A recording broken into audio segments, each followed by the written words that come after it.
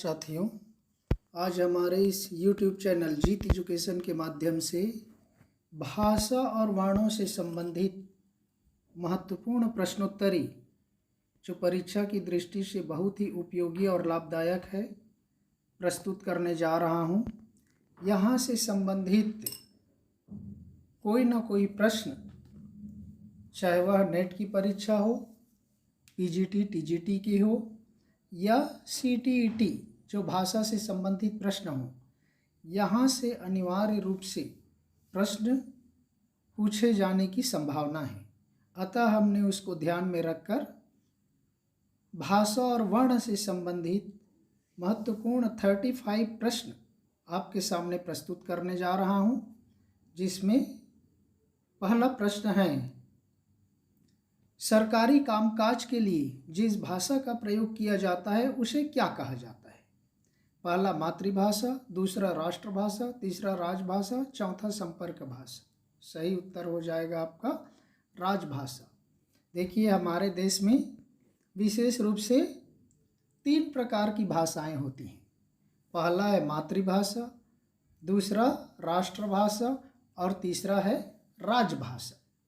मातृभाषा जो व्यक्ति के परिवार में माता पिता के द्वारा जो सिखाई जाती है, जिससे प्राप्त होता है, वह होता है मातृभाषा। राष्ट्रभाषा जो देश में सबसे अधिक संपर्क भाषा के रूप में बोली जाने वाली भाषा है, उसको कहा जाता है राष्ट्रभाषा, जिसमें राज्यों की अपनी भाषा भी होती हैं। और राजभाषा वह भाषा जो भारत सरकार अपने कार्यालयों में कामकाज के लिए प्रयुक्त करती हैं, उसको कहा जाता है राजभाषा। तो यहाँ पर सरकारी कामकाज के लिए जिस भाषा का प्रयोग किया जाता है उसे कहा जाता है राजभाषा। नंबर 2, बच्चा सर्वप्रथम अपनी माता और परिवार से जो भाषा सीखता है उसे क्या कहते हैं? मैंने अभी पिछले क्वेश्चन में वर्णन किया साथियों, मातृभाषा, राष्ट्रभाषा, राजभाषा, संपर्क भाषा। तो हमने पिछले में भी ऑलरेडी विस्तार से चर्चा कर लिया। जो बच्चा अपनी माता और परिवार से जो भाषा सीखता है उसको कहते हैं मातृभाषा। तीसरे प्रश्न में देखते हैं, हिंदी को राजभाषा कब घोषित किया गया? संविधान निर्माण के समय जब उसकी प्रक्रिया पूर्ण हो गई, तब यह महत्वपूर्ण प्रश्न आया कि किस भाषा को राजभाषा का दर्जा प्रदान किया जाए। इस संबंध में महत्वपूर्ण निर्णय लिया गया और 14 सितंबर 1949 को हिंदी को राजभाषा घोषित किया गया था। ये प्रश्न कई परीक्षाओं में बार बार पूछा जाता है। हिंदी के लिए तो महत्वपूर्ण है ही, जनरल नॉलेज के लिए, सामान्य ज्ञान के प्रश्नों के लिए भी यह महत्वपूर्ण प्रश्न है। तो हिंदी को राजभाषा घोषित किया गया 14 सितंबर 1949 ईस्वी को, जो ऑप्शन नंबर 2 है। चलते हैं चौथे प्रश्न की ओर। विश्व हिंदी दिवस कब मनाया जाता है? अक्सर यह आपके लिए डाउट प्रश्न हो सकता है। हिंदी दिवस अलग होता है, विश्व हिंदी दिवस अलग है। देखिए, 15 सितंबर, 14 सितंबर, 10 जनवरी, 14 जनवरी। सही उत्तर हो जाएगा साथियों ऑप्शन नंबर 3। 10 जनवरी को विश्व हिंदी दिवस के रूप में मनाया जाता है। और हिंदी दिवस अलग होता है, जो आपको अगले प्रश्न में मिलेगा। 5वें नंबर में देखिए, प्रथम विश्व हिंदी सम्मेलन कहाँ आयोजित किया गया था? देखिए, उसी से संबंधित है। प्रथम विश्व हिंदी सम्मेलन, पहला नई दिल्ली, दूसरा कोलकाता, तीसरा मुंबई, चौथा नागपुर। आपका सही उत्तर हो जाएगा नागपुर में। प्रथम विश्व हिंदी सम्मेलन पहली बार नागपुर में आयोजित किया गया था। और विश्व हिंदी दिवस 10 जनवरी को होता है और हिंदी दिवस 14 सितंबर को मनाई जाती है। तो प्रथम विश्व हिंदी सम्मेलन तो हम जान गए, लेकिन कब किया गया था? अगले प्रश्नों की ओर देखते हैं, चलते हैं छठे नंबर प्रश्न की ओर। प्रथम विश्व हिंदी सम्मेलन कब आयोजित किया गया था? 15 सितंबर 1949, 14 सितंबर 1949, 10 जनवरी 1975, 14 जनवरी 1975। उत्तर हो जाएगा थर्ड वन, 10 जनवरी 1975 को प्रथम विश्व हिंदी सम्मेलन आयोजित किया गया था। 10 जनवरी 1975 को कहाँ पर? हमने पिछले प्रश्न में देखा, नागपुर में किया गया था। ध्यान रखिए साथी। चलते हैं 7वें नंबर क्वेश्चन की ओर। हिंदी दिवस कब मनाया जाता है? देखिए, ये प्रश्न भी परीक्षाओं में पूछा गया है। बहुत ही सरल प्रश्न होता है, लेकिन पूछ दिया जाता है अक्सर साथियों, तो इस पर ध्यान रखिए। 14 सितंबर हमने पिछले में भी देखा, जिस दिन हिंदी को राजभाषा घोषित किया गया था, 14 सितंबर 1949, उसी दिन 14 सितंबर को ही हिंदी दिवस मनाया जाता है। और विश्व हिंदी दिवस 10 जनवरी को मनाया जाता है। तो ये दोनों अलग अलग चीज़ें हैं साथियों, ध्यान रखिए। चलते हैं 8वें नंबर प्रश्न की ओर। अंतर्राष्ट्रीय मातृभाषा दिवस कब मनाया जाता है? देखिए, बहुत इंटरेस्टिंग प्रश्न है। मातृभाषा दिवस नहीं, अंतर्राष्ट्रीय मातृभाषा दिवस, इंटरनेशनल मदर टंग डेज कब मनाया जाता है? 21 फरवरी को, 14 सितंबर को, 10 जनवरी को, 14 जनवरी को। सही उत्तर हो जाएगा ऑप्शन नंबर 1, 21 फरवरी को। 21 फरवरी को अंतर्राष्ट्रीय मातृभाषा दिवस मनाया जाता है। चलते हैं 9वें नंबर प्रश्न की ओर। अब ये दिवस और भाषा से संबंधित प्रश्न यहीं पर समाप्त हो गया। अब चलते हैं वर्णों से संबंधित प्रश्नोत्तरी श्रृंखला की ओर। आप सबको मालूम है, हिंदी वर्णमाला में स्वर और व्यंजन 2 तरह के वर्णमाला होती है, स्वर वर्णमाला और व्यंजन वर्णमाला। तो यहाँ पर व्यंजन वर्ण में कई प्रकार के वर्ग हैं। क वर्ग, च वर्ग, ट वर्ग, त वर्ग, प वर्ग, अंतस्थ, ऊष्म, और उच्चारण स्थान के आधार पर कंठ, तालव्य, मूर्धन्य, दंत्य, ओष्ठ, अंतस्थ, ऊष्म, संयुक्त, द्विगुण। तो इस तरह से अलग अलग व्यंजनों के वर्गीकरण हैं, जो कि परीक्षा की दृष्टि से बहुत ही महत्वपूर्ण हैं। तो आइए चलते हैं, इनमें से स्पर्श व्यंजन कौन से हैं? य और र, स और ह, क और च, छ और ज्ञ। सही उत्तर हो जाएगा क और च। क और च स्पर्श व्यंजन के रूप में जाने जाते हैं। चलते हैं 10वें प्रश्न की ओर।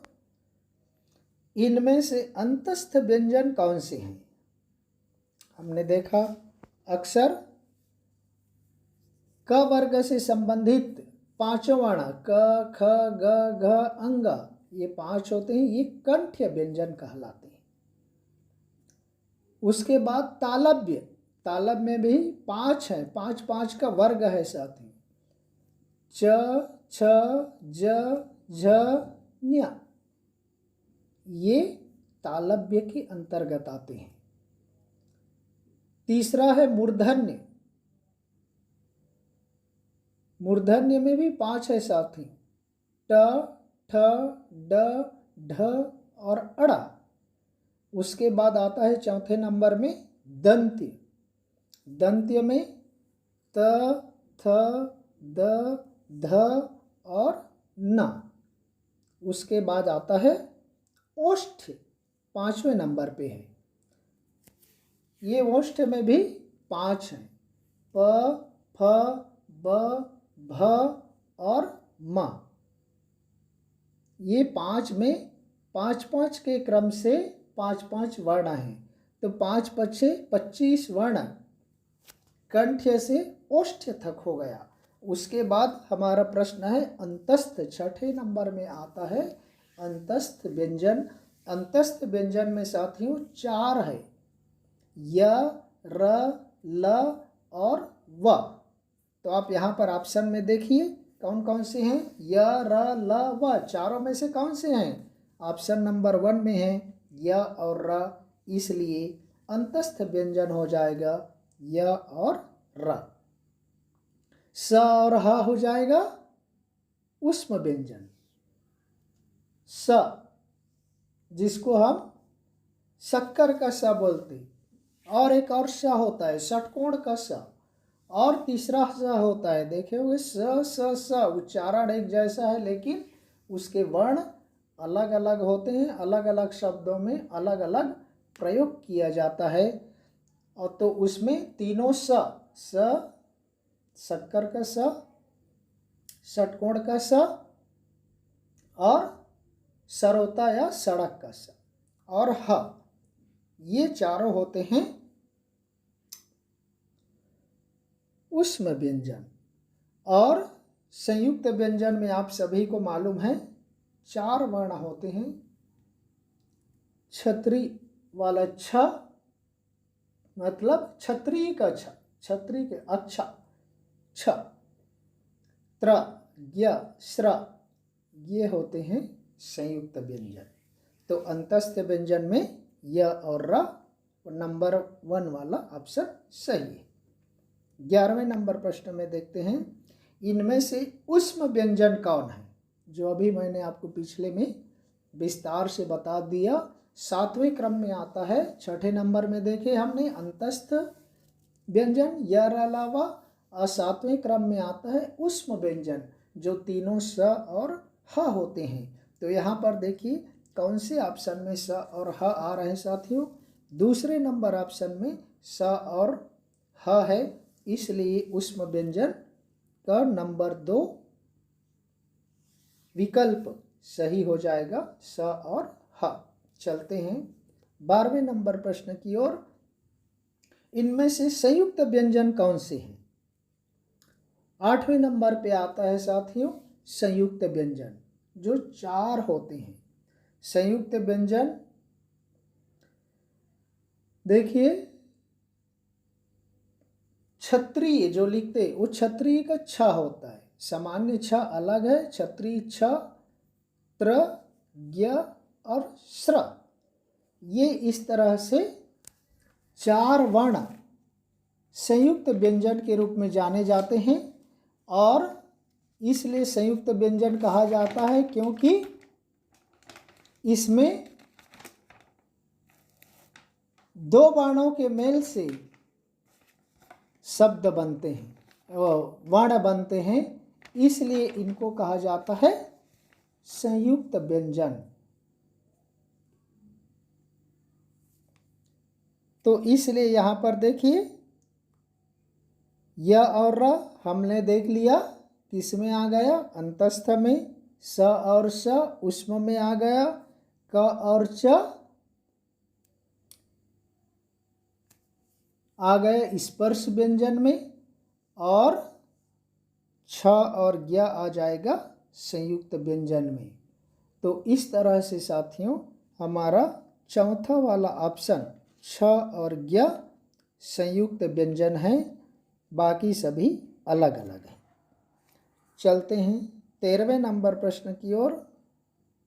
इनमें से आगध व्यंजन कौन से हैं?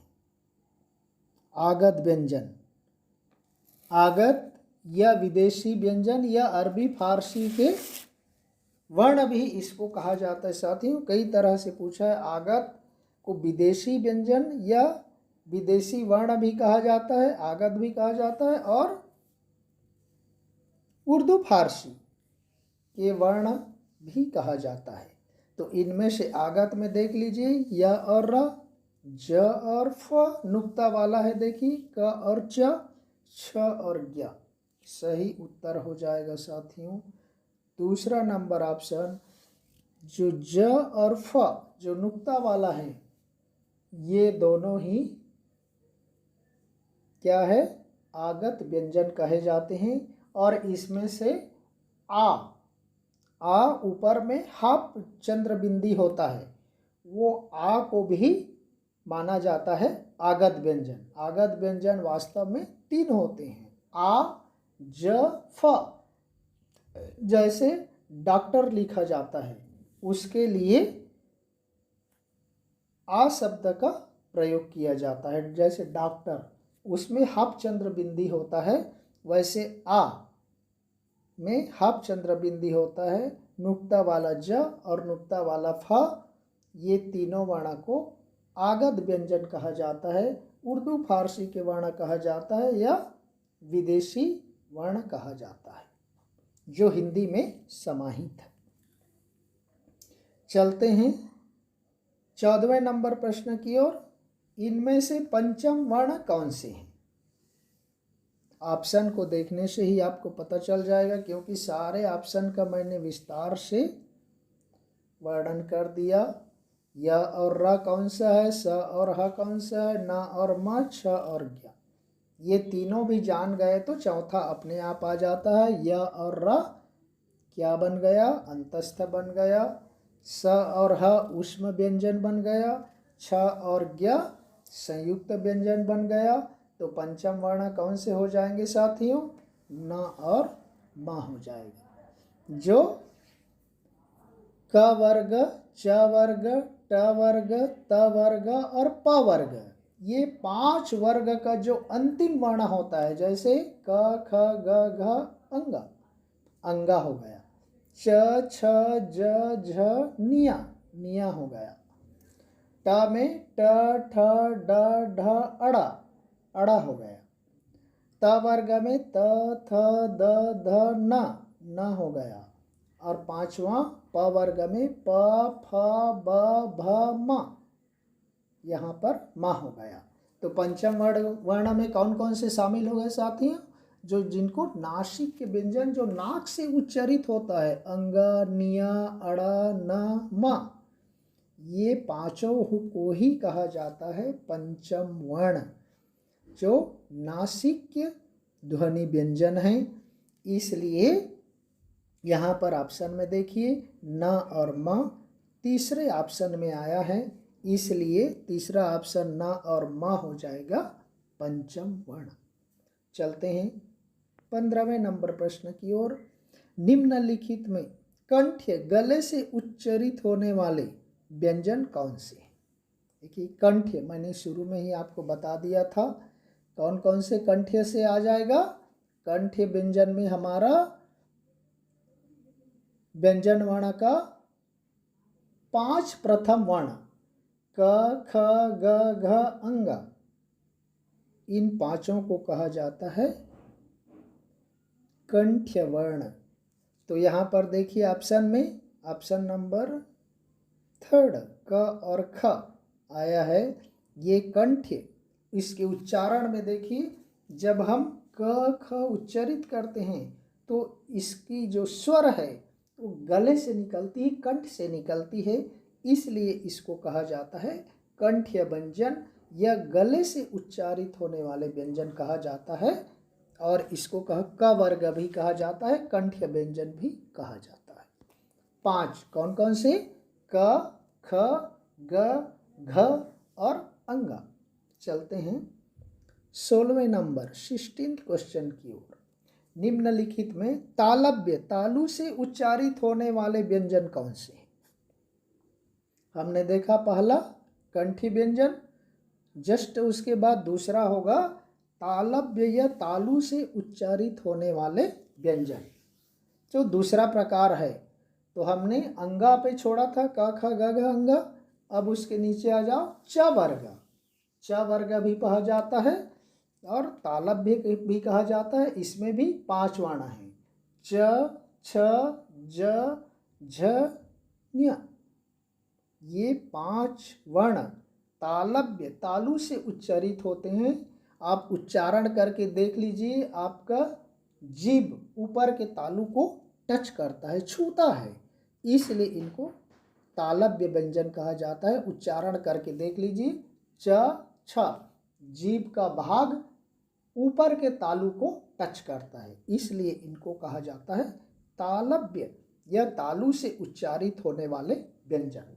कंठ इसलिए कहा जाता है, हम क ख को उच्चारित करते हैं तो जीभ कहीं को टच नहीं होता, स्वर सीधे गले से बाहर कंठ से निकलता है, इसलिए उसको नाम दे दिया गया कंठ्य व्यंजन।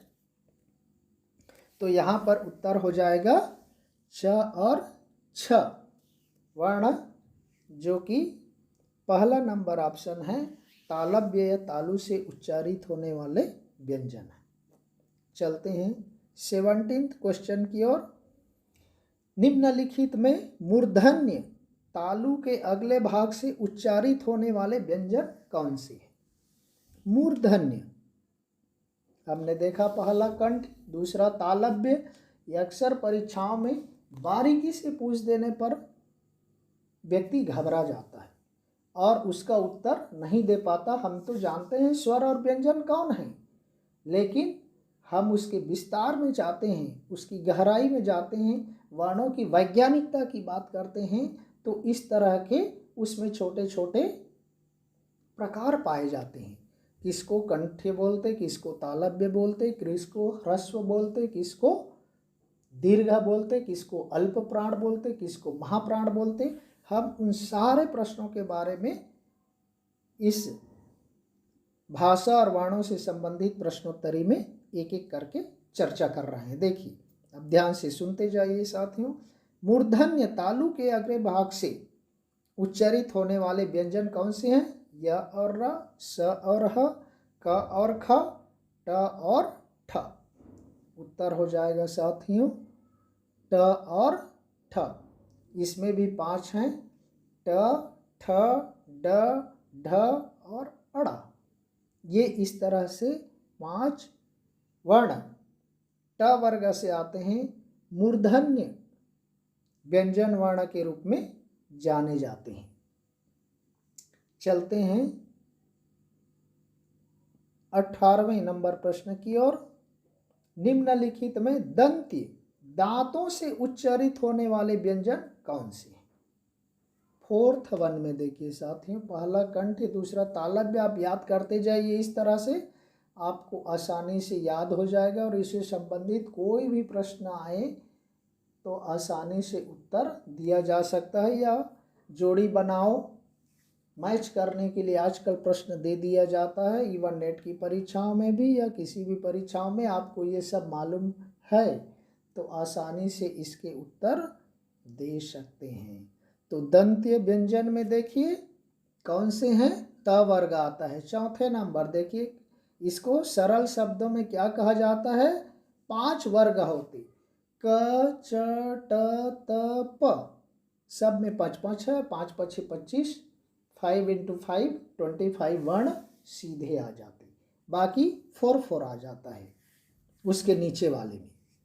तो देखिए दंत्य में आप उच्चारण करके देखिए, आपका जीभ का अगला भाग, टंग का अगला भाग दांत को टच करता है। देखिए त, थ, द, ध, न, इसलिए इसको कहा जाता है दंत्य व्यंजन। और इसका ऑप्शन हो जाएगा 2 नंबर, त और थ दंत्य दांतों से उच्चारित होने वाले व्यंजन वर्ण हैं। चलते हैं 19वें प्रश्न की ओर। निम्नलिखित में से दंतमूल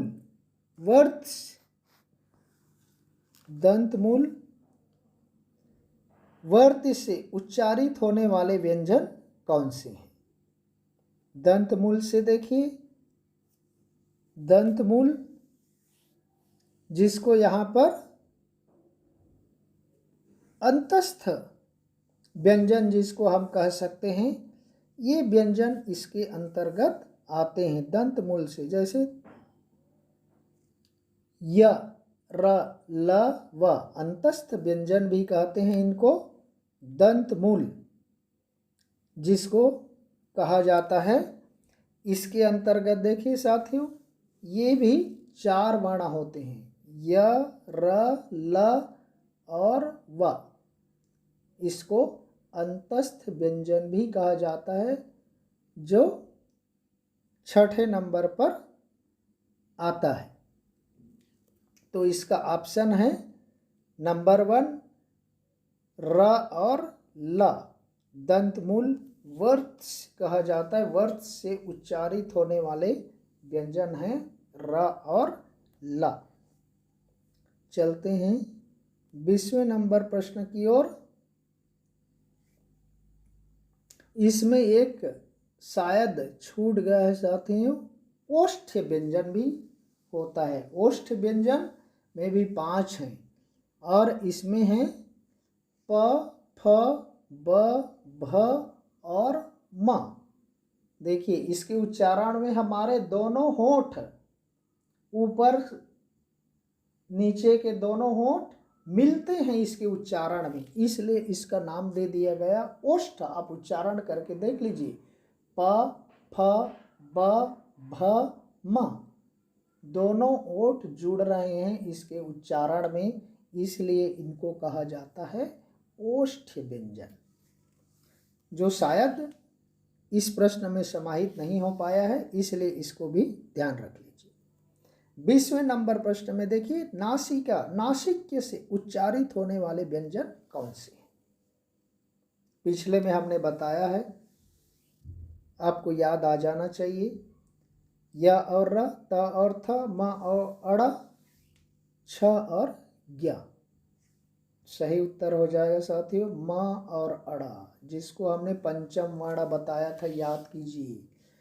जो क, च, ट, त, प जो वर्ण का अंतिम 5वां वर्ण है, वो पांचों का अंतिम 5 वर्ण को ही क्या कहा जाता है? पंचम वर्ण कहा जाता है, नासिका व्यंजन कहा जाता है या नासिक व्यंजन कहा जाता है, जो नाक से उच्चारित होता है।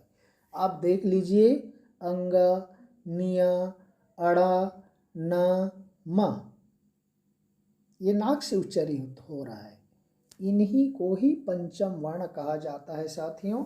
तो आपका ऑप्शन हो जाएगा, देखिए उत्तर हो जाएगा थर्ड वन। तीसरे में म और अड़ा, ये नासिका या नासिक्य से उच्चारित होने वाले व्यंजन हैं, जिनको क्या कहा जाता है? पंचम वर्ण भी कहा जाता है। हमने पिछले में चर्चा कर लिए हैं। तो चलते हैं 21वें नंबर प्रश्न की ओर। निम्नलिखित में अग्रस्वर कौन से हैं? देखिए बहुत ही महत्वपूर्ण है साथियों, अग्रस्वर। अग्रस्वर में महत्वपूर्ण है, ये जीभ के प्रयोग के आधार पर वर्णों का वर्गीकरण है साथियों। यहाँ से भी प्रश्न, यदि डीप प्रश्न, गहराई से प्रश्न पूछा जाता है, तो यहाँ से भी प्रश्न पूछे जाते हैं, विशेषकर नेट सेट की परीक्षाओं में। तो ये किसके आधार पर है? जीभ के प्रयोग के आधार पर प्रश्न होता है, अग्रस्वर कौन से हैं? अ, आ, ई, उ, ओ, औ। सही उत्तर हो जाएगा साथियों दूसरा नंबर, ह्रस्व ई और दीर्घ ई, और दो हैं ह्रस्व ए, दीर्घ ए। ई, ए, ऐ, ये इस तरह से 4 वर्ण अग्रस्वर के रूप में उच्चारित होता है, जिसको अग्रस्वर कहा जाता है। चलते हैं 22वें प्रश्न की ओर। निम्नलिखित में से पश्चस्वर कौन से हैं? अग्रस्वर तो जान गए, ह्रस्व ई, दीर्घ ई, ह्रस्व ए, दीर्घ ए। अब पश्चस्वर कौन से हैं? अ, आ, ई, उ, ओ, औ। तो हमने तो ई, ए, ऐ को देख लिया अग्रस्वर। पश्चस्वर में है चौथे नंबर ऑप्शन, ओ, औ। ओ, औ के अलावा भी है साथियों आ की मात्रा आ, जिसको हमने आगत वर्ण में रखा है। आ ऊपर में हाफ चंद्र बिंदी वाला आ, और ह्रस्व उ और दीर्घ उ। तो क्या क्या आ गया? 5 हो गया साथियों। दीर्घ आ, आ, अ नहीं है, आ है, आम के आ।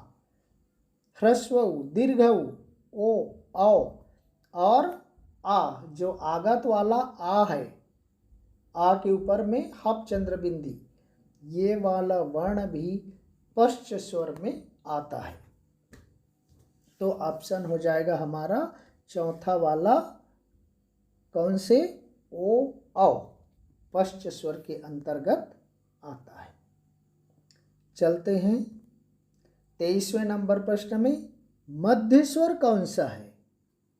देखिए, मध्य स्वर भी है, अग्र स्वर, पश्च स्वर, और बीच में एक छूट गया मध्य स्वर, अ, ई, उ, ओ।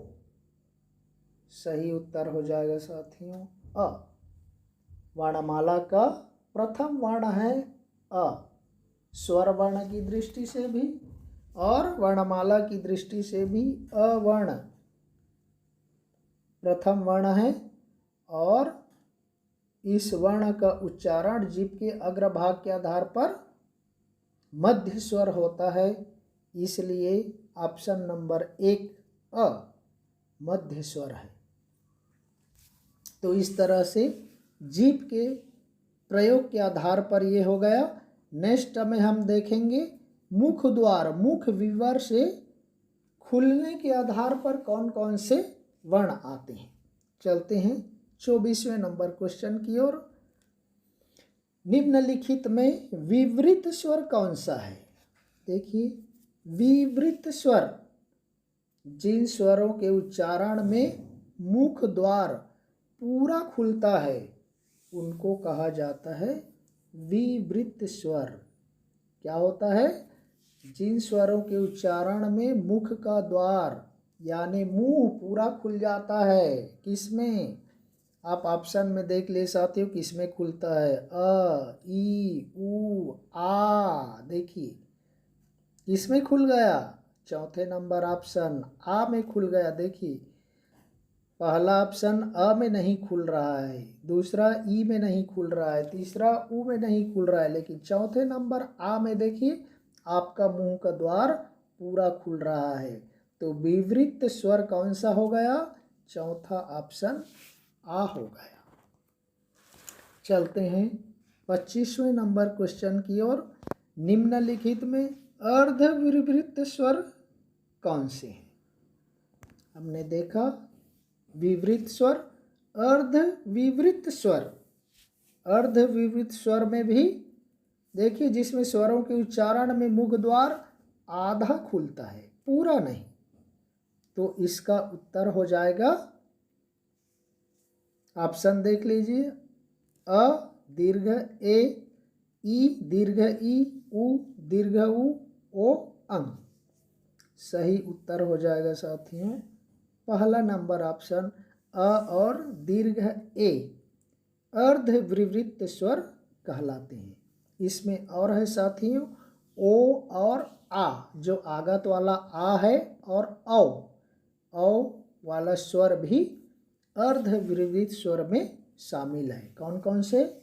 अ, दीर्घ ए, औ और आगत वाला आ, जिसके ऊपर अर्धचंद्र बिंदी होता है, वह अर्धविवृत स्वर के अंतर्गत आता है। चलते हैं 26वें नंबर प्रश्न की ओर। निम्नलिखित में अर्धसमृत स्वर कौन से हैं? देखिए, विवृत, अर्धविवृत, और उसके बाद आ गया अर्ध समृत। अर्धसमृत स्वर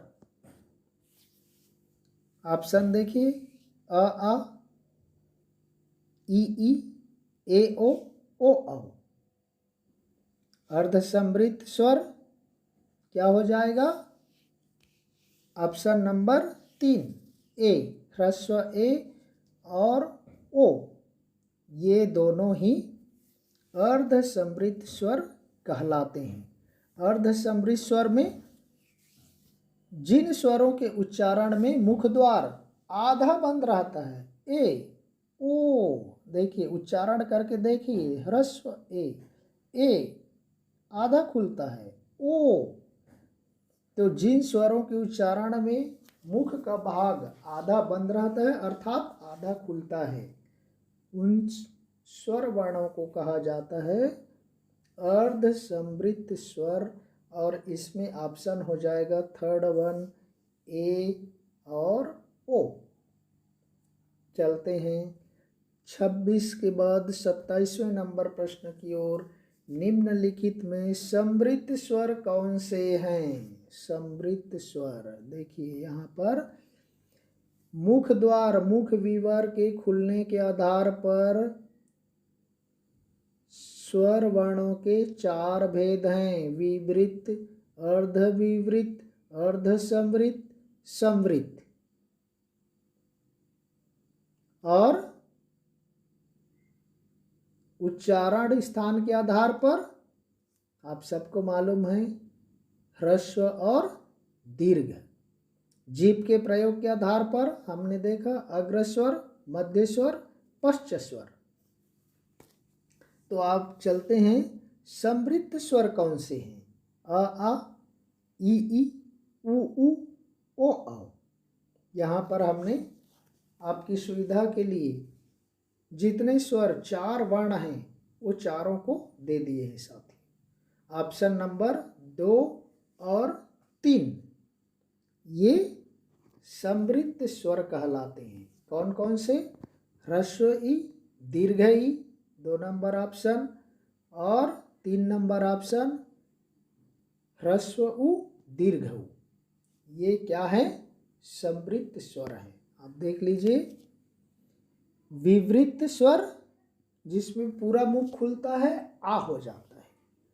अर्धविवृत अ, दीर्घ ए, औ और आ आगत वाला। अर्धसमृद्ध ए, ह्रस्व ए और ओ। और समृद्ध में है ह्रस्व ई, दीर्घ ई, ह्रस्व उ, दीर्घ उ। ये चारों यानी दूसरा और तीसरा ऑप्शन समृद्ध स्वर कहलाता है। तो किसी भी एग्जाम की आप गंभीरता से विशेषकर भाषा से संबंधित वर्णों से संबंधित तैयारी कर रहे हैं तो इन सब को जानना बहुत ही जरूरी होता है। इसलिए हमने इसको इतना विस्तार से बता रहे हैं साथियों। आप ध्यान से सुनते जाइए। यदि आपको समझ नहीं आ रहा है तो थोड़ा वीडियो को पॉज कर लीजिए, थोड़ा रोक करके सुन लीजिए या नोट कर लीजिए ताकि आपको परीक्षा में किसी प्रकार का कोई डाउट या शंका ना हो। चलते हैं 28वें नंबर क्वेश्चन की ओर। निम्नलिखित में अवृत्तमुखी स्वर कौन से हैं? देखिए होठों की स्थिति के आधार पर हमने देखा मात्रा उच्चारण के आधार पर ह्रस्व दीर्घ सबको पता है। उसके आधार पर जीभ के प्रयोग के आधार पर अग्रस्वर, पश्चस्वर, मध्यस्वर। मुख द्वार मुख विवर के आधार पर विवृत, अर्धविवृत, अर्धसमृद्ध, समृद्ध। और चौथा नंबर है होठों की स्थिति के आधार पर अवृत्तमुखी स्वर कौन से हैं? अवृत्तमुखी स्वर देखिए साथियों यहाँ पर भी हमने ज़्यादा से ज़्यादा वर्णों को लेने का प्रयास किया है। ऑप्शन 1 आ, ऑप्शन 2 ई, ऑप्शन 3 ए ओ, ऑप्शन 4 ओ आओ। तो यहाँ पर का पहला और दूसरा ऑप्शन वास्तव में इसमें 6 हैं साथी। अ, आ, ई, ए ये 6 वर्ण आवृत्तमुखी स्वर कहलाते हैं। जिन स्वरों के उच्चारण में होठ वृत्तमुखी या गोलाकार नहीं होते, उनको कहते हैं आवृत्तमुखी स्वर। तो आवृत्तमुखी स्वर में कौन कौन से आ गए? अ, आ, ई, ए, ऐ। आ, ई, ए, ऐ, ये 6 आवृत्तमुखी स्वर कहलाते हैं, जो यहाँ पर आपके ऑप्शन में 1 और 2 में है। चलते हैं 29वें नंबर प्रश्न की ओर। निम्नलिखित में वृत्तमुखी स्वर कौन से हैं? आवृत्तमुखी देखे, अब वृत्तमुखी देखे।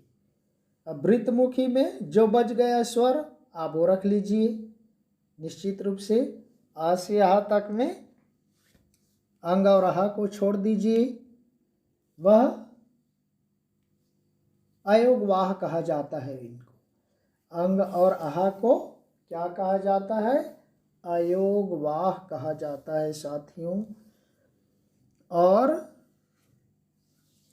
होठों की स्थिति के आधार पर वृत्तमुखी जिन स्वरों के उच्चारण में होठ वृत्तमुखी या वृत्ताकार या गोलाकार होते हैं और उच्चारित होते हैं, उन वर्णों को कहा जाता है वृत्तमुखी स्वर। और इसका ऑप्शन हो जाएगा, हमने देखा पिछले में अवृत्तमुखी में आ, ई, ए, ऐ आ गया। अब उसके बाद क्या बच गया? उ, ह्रस्व उ, दीर्घ उ, ओ, औ और वही आ जो आगत वाला आ है। ये आ मिला करके 5 वर्ण वृत्तमुखी स्वर हैं। इसके उच्चारण में आप देख लीजिए, हमारे उच्चारण करते वक्त होठ गोलाकार हो जाते हैं। ऊ, ओ, औ। देखिए आप उच्चारण करके देख लीजिए, इसलिए इसको नाम दे दिया गया वृत्तमुखी स्वर, जो कि अवृत्तमुखी स्वर के बचे हुए जितने भी स्वर हैं अंग और आहा, जिसको मैंने क्या बताया? अयोगवाह बताया साथियों। अंग और आहा को अयोगवाह कहा जाता है, याद रख लीजिए। तो ये भी आपको कहीं पर प्रश्न में पूछा जाए तो आपको परेशानी नहीं होगा। तो अब वृत्तमुखी स्वर में ह्रस्व उ, दीर्घ उ, ओ, औ और आ, ये वृत्तमुखी स्वर हैं। अवृत्तमुखी में आ, ई, ए, ऐ, ये हो गया। तो यहाँ पर ऑप्शन में 3rd और 4th ऑप्शन ह्रस्व उ, दीर्घ उ, ओ, औ। आ हमने नहीं लिखा, 2-2 की जोड़ी बनाया। तो ये तीसरा और चौथा ऑप्शन वृत्तमुखी स्वर कहलाते हैं। चलते हैं 30वें नंबर प्रश्न की ओर। निम्नलिखित में निरनुनासिक या मौखिक स्वर कौन से हैं? देखिए, निरनुनासिक या मौखिक स्वर 5वां है, हवा के नाक व मुंह से निकलने के आधार पर। किसका? उच्चारण करते वक्त हवा के नाक और मुंह से निकलने के आधार पर प्रकार बताया गया है। तो निरनुनासिक मौखिक स्वर में कौन कौन से आ जाएंगे? अ, आ और ई। शुरू के 3 वर्ण, तीनों शुरुआती वर्ण अ, आ, ई, ह्रस्व ई, जो कि आपके पहले वाले ऑप्शन में है, ये निरनुनासिक या मौखिक स्वर कहलाते हैं। चलते हैं 31वें प्रश्न की ओर। व्यंजनों के वर्गीकरण के आधार पर अघोष व्यंजन कौन से है? यहाँ से हमने व्यंजनों के वर्गीकरण के आधार पर लिए हैं साथियों। देखिए, हमने यहाँ पर तीनों प्रकार के प्रश्नों को हमने समाहित किया। भाषा और दिवस से संबंधित, स्वर वर्ण और उसके उच्चारण स्थान के आधार पर, व्यंजन वर्ण और उसके उच्चारण स्थान के आधार पर यहाँ पर प्रश्न समाहित किए हैं। तो व्यंजन वर्णों के वर्गीकरण के आधार पर देखिए 4 होते हैं: अघोष व्यंजन, सघोष व्यंजन, अल्प प्राण व्यंजन और महाप्राण व्यंजन। ये 4 होते हैं। यहाँ से कोई ना कोई प्रश्न निश्चित रूप से पूछा जाता है साथियों। अल्प प्राण कौन है, महाप्राण कौन है, अघोष कौन है, सघोष कौन है। तो यहाँ पर देखिए अघोष व्यंजन कौन से हैं। अघोष, ध्यान रख लीजिए साथियों, अघोष व्यंजन हमारा जो मैंने आपको बताया था, कौन कौन से, क से लेकर के प वर्ग तक, क च ट त प, 5 का जो क्रम बनता है, जैसे क ख ग घ अंगा, च छ ज झ निया, ट ठ ड ढ अड़ा, त थ द ध न, प फ ब भ म। देखिए ऐसा 5 का 5 वर्ण के क्रम से 5 सीरियल बन जाता है। तो इनको कहा जाता है क वर्ग, च वर्ग, ट वर्ग, त वर्ग, प वर्ग। तो अघोष व्यंजन क्या होता है साथियों, जो आपके वर्ण का पहला और दूसरा होता है, पहला और दूसरा लाइन जो होता है वो सारे किसके अंतर्गत आ जाते हैं, अघोष व्यंजन के अंतर्गत आ जाते हैं। जैसे क और ख, च और छ, ट और ठ, त और थ, प और फ। ये इस तरह से आपके पहला और दूसरा क्रम जो उनके वर्ग के आधार पर पहला और दूसरा होता है वह अघोष व्यंजन कहलाता है। तो यहाँ पर आप देख लिए कौन से ऑप्शन आ जाएगा, ऑप्शन नंबर 2 और 4, क ख, ग घ अंगा दूसरा हो जाएगा साथियों। उसके बाद च छ आता, च हमने लिख दिया, छ नहीं लिखा। और उसके बाद त थ, द ध न, वो सघोष के अंतर्गत हो जाता है। तो यहाँ पर 2 और 4 हो जाएगा, क ख च छ और त थ प फ। ये इस तरह से व्यंजन वर्णों का दोनों वर्गों से पहला और दूसरी लाइन, पहली और दूसरी लाइन के वर्ण अघोष व्यंजन कहलाते हैं, जो कि दूसरे और चौथे ऑप्शन में है। 31वें प्रश्न में देखने के बाद चलते हैं 32वें प्रश्न में। इसका दूसरा प्रकार है अघोष के बाद सघोष या घोष कहा जाता है। देखिए अब बचे हुए को हम घोष या सघोष व्यंजन कहते हैं। व्यंजनों के वर्गीकरण के आधार पर घोष या सघोष, हमने अ देखा वहाँ पर अघोष, ये सघोष है, या अघोष को केवल घोष भी कह सकते हैं या सघोष व्यंजन भी कहते हैं। इसमें जो बचे हुए व्यंजन के वर्ग में हमने पहला और दूसरा में अघोष में ले लिया, तब कितना बच गया, तीसरा चौथा पांचवा बच गया। तीसरा चौथा पांचवा में क वर्ग में ग घ अंगा, च वर्ग में ज झ निया, ट वर्ग में ड ढ अड़, त वर्ग में द ध न और प वर्ग में ब भ म।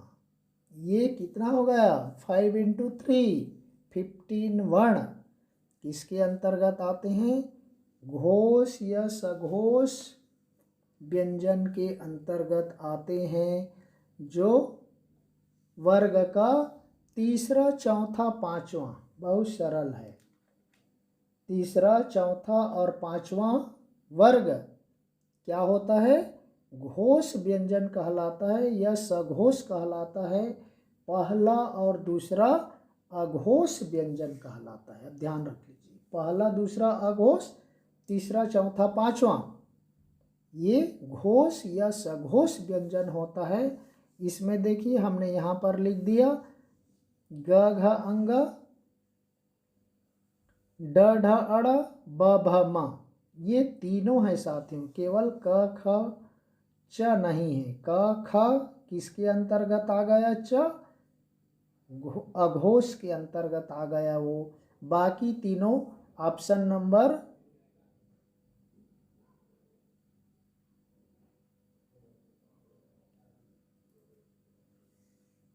दो, थोड़ा सा इसमें ऑप्शन गलत हो गए साथियों, इसको थोड़ा सुधार लीजिए। ये दो नहीं होगा साथियों, एक होगा। हमने गलती से वहाँ पर दो कर दिया है, इसको कृपया सुधार लीजिए। ऑप्शन नंबर 1 हो जाएगा वो, 2 नहीं है साथियों। 2 क ख च ये अघोष व्यंजन है साथियों, गलती हो गई है। ऑप्शन नंबर 1, 3 और 4, 1, 3 और 4 याद रख लीजिए साथियों। ऑप्शन नंबर 1, 3 और 4 ग घ अंग, ड ढ अड़, ब भ म, ये घोष या सघोष व्यंजन के अंतर्गत है। दूसरा ऑप्शन यहाँ पर उत्तर में लिख दिया 2, वो गलत है। 1 नंबर सही है, ये 2 नंबर अघोष व्यंजन के अंतर्गत आता है साथियों, ये गलती हो गई है, इसको सुधार लीजिएगा, क्योंकि बनाते वक्त कभी कभी मिस्टेक हो जाती है साथियों। तो इसके लिए आप इसको ध्यान से सुन लीजिए, देख लीजिए। 1 नंबर है यहाँ पर, हमने 2 लिख दिया, बाकी 3 और 4 ऑप्शन सही है। चलते हैं 33वें नंबर 33 क्वेश्चन की ओर। व्यंजनों के वर्गीकरण के आधार पर अल्प प्राण व्यंजन कौन से हैं? देखिए हमने घोष, अघोष और सघोष देखा। अघोष में वर्ण का पहला और दूसरा क्रम आया, घोष या सघोष में तीसरा, चौथा, पांचवा क्रम आया, ये याद रख लीजिए। अघोष पहला दूसरा। अब चार्ट बना लीजिए क्रम वाइज, क च ट त प, और उसके अनुसार से पहला दूसरा अघोष, तीसरा, चौथा, पांचवा सघोष या घोष। उसी तरह से अल्प प्राण व्यंजन देखिए साथी, व्यंजन के वर्गीकरण के आधार पर अल्प प्राण व्यंजन कौन से हैं? अल्प प्राण व्यंजन में है साथियों पहला, तीसरा और पांचवा। देखिए एक एक छोड़ गया, दूसरा और चौथा छूट गया। कौन कौन से आ गया? वर्ग का पहली लाइन, तीसरी लाइन और पांचवी लाइन। अर्थात हमने मान लो एक क ख ग घ अंगा, ये 5 बना, 5 में से पहला ले लीजिए क, तीसरा लीजिए ग, और उसके बाद पांचवा लीजिए अंगा। इसी क्रम से आप ले लीजिए, पहला, तीसरा, पांचवा। च वर्ग में च ज निया, ट वर्ग में ट ड अड़, त वर्ग में त द न, त द न, और प वर्ग में प ब और म। ये इस तरह से उसका क्रम बन जाएगा साथियों। ये अल्प प्राण के अंतर्गत आते हैं। जिन व्यंजनों के उच्चारण में मुख से कम हवा निकलती है उसको कहा जाता है अल्प प्राण। और इसके बाद आपका ऑप्शन उत्तर हो जाएगा। देखिए क ग अंगा, और तीसरा है ट ड अड़ा, ट ड अड़ा, पहला, तीसरा, पांचवा। ये क्रम को याद रख लीजिए साथियों, आपको आसानी से याद हो जाएगा। चलते हैं सेकंड लास्ट क्वेश्चन की ओर। 34 महाप्राण। अब इसका अपोजिट ले लीजिए। हम अल्प प्राण में देखें कौन सा? पहला, तीसरा और पांचवा। तो महाप्राण के लिए क्या बच गया? 5 में 3 आ गया, दूसरा और चौथा बच गया। तो दूसरी और चौथे वर्णा में देखिए कौन कौन से हैं। जैसे क ख ग घ अंगा में हमने पहला और तीसरा और पांचवा ले लिया। क ग अंगा, अब क्या बच गया? दूसरा और चौथा बच गया। दूसरा और चौथा में क्या है? ख और घ। च वर्ग में छ और झ। ट वर्ग में ठ और ढ। त वर्ग में थ और ध। प वर्ग में फ और भ। ये इस तरह से आप वर्ग का महाप्राण में क्या गया? दूसरा और चौथा वर्ग के वर्ण शामिल हो जाते हैं। और महाप्राण जिन व्यंजनों के उच्चारण में मुख से अधिक हवा निकले और उच्चारण में हकार की ध्वनि विशेष रूप से सुनाई दे, उसको कहा गया है महाप्राण। तो इस तरह से साथियों यहाँ पर ऑप्शन हो जाएगा दूसरा और चौथा। ख छ, ख वाले लाइन में आप देख लीजिए, और चौथा में है ध और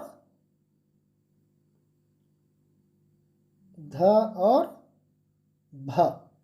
ध भ त वर्ग और प वर्ग से लिया गया है। तो इस तरह से आप अल्प प्राण महाप्राण से संबंधित प्रश्न अघोष सघोष।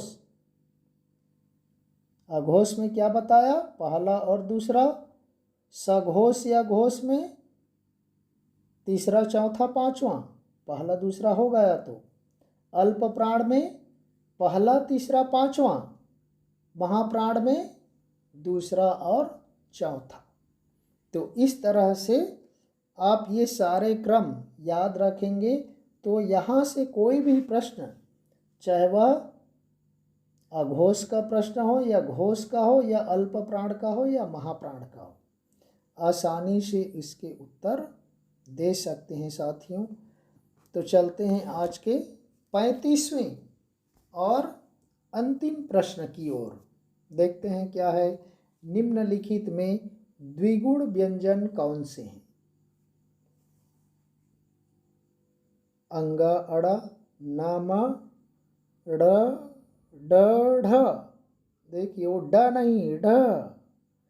नीचे बिंदी होता है, डमरू के ड के नीचे बिंदी और ढ के नीचे बिंदी।